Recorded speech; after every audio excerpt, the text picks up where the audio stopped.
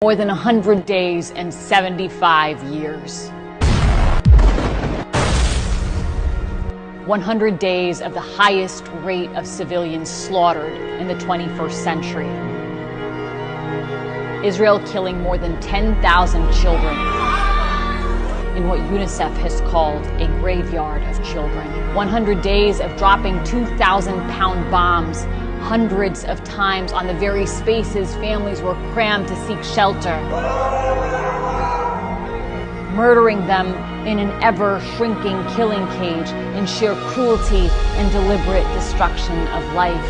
100 days of burning children's flesh down to the bone with illegal white phosphorus, and of destroying 400,000 homes to rubble and forcibly displacing 2 million people, 90% of the population, of bombing 320 schools so children in Gaza have no access to an education, ensuring lost generations, of destroying the healthcare system and decimating nearly every hospital, bombing them with patients in them and systematically targeting 637 doctors and healthcare professionals, an entire class of medicine, while injuring 60,000 so that they succumb to their wounds and die slow, painful deaths. Not enough to massacre them in their homes, but to massacre them in their hospital beds.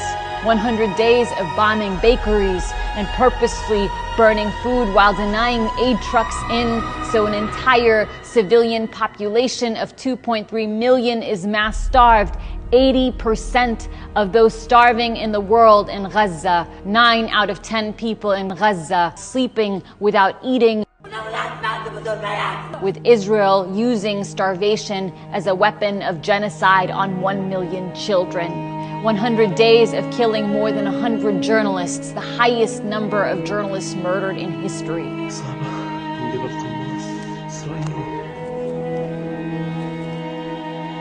Destroying 169 press offices while banning uncensored foreign journalists in so no one can report the truth from Gaza. 100 days of Israel cutting off telecom and internet services while it burns entire communities alive, killing families in the dark.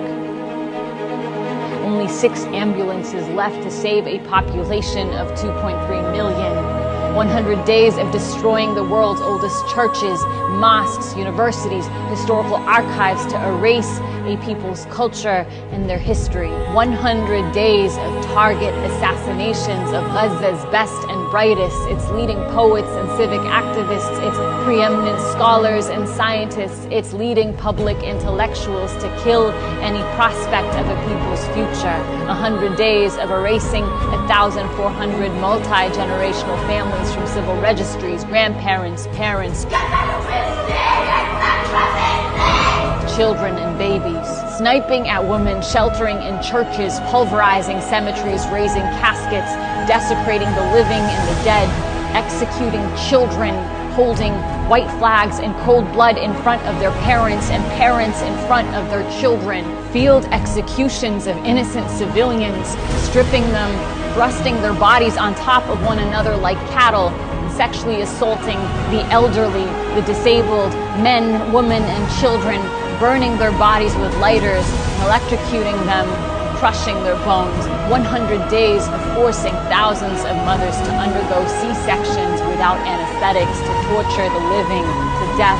100 days of blowing limbs off 9,000 children and cruelly forcing thousands to undergo amputations without anesthetics. 100 days of orphaning 25,000. Creating a generation of traumatized children without parents. 100 days of collapsing neighborhoods on families' heads in their sleep. As they shelter in UN schools after being forcibly displaced from their homes, children's bodies crushed beneath rubble, soldiers laughing and filming themselves as they press the button to wipe out entire blocks on children's heads as though human lives are a game that they play.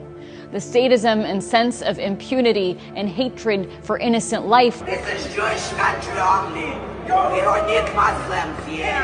like, knowing no likeness in our lifetime. 100 days of them telling the world what they are doing in horrifying language, followed by action at the highest levels and across society. Language that we heard in the worst horrors of human history, speaking of annihilating a people and of human animals. And that is why the world is marching with Palestine, because it's impossible to know the truth as a human being of conscience and to uphold this for human life.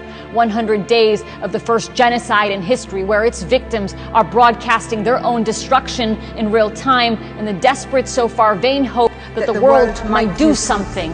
This can never be self-defense. אתה יש לך שכן ערבי, אתה לא תחכה שהוא יבוא אליך הביתה. תיכנס אליו הביתה בטירה. Nothing can justify this. أنا لا أسويهم بالحيوانات لأن هذا تحقير للحيوانات. This is genocide on a population that's been subjected to 75 years of annihilation.